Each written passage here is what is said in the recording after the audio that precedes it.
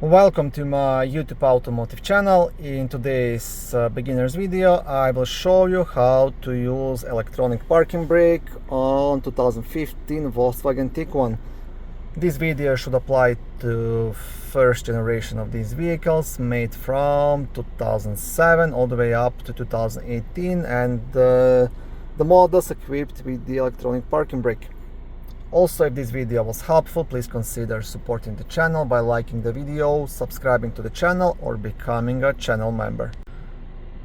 Okay, so to engage the parking brake, all you have to do, you have to pull this switch up, and that will engage it, and you'll get like a red P symbol displayed here on the instrument cluster, right? And now if you shift to reverse or to drive, if your parking brake is holding, the vehicle shouldn't move, right? You can see I'm shifting and my vehicle is not moving at all.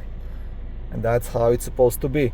Now to disengage this electronic parking brake, you have to push this switch down, but if you just push it, nothing will happen, right? You have to press and keep holding the brake. So keep holding the brake and then push down this switch, and then the electronic parking brake will release, and that's how you basically use it.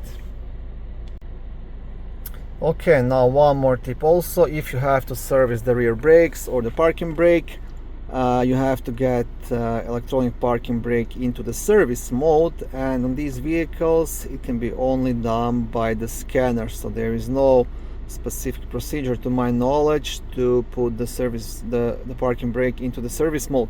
So you need to have access to the higher end scanner to be able to do it, which most of the professional shops do have, right?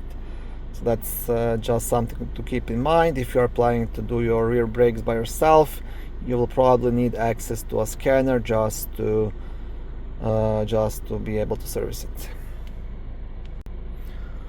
Thank you for watching this video. I hope it was helpful and educational. If it was, please like it and consider subscribing to my YouTube automotive channel.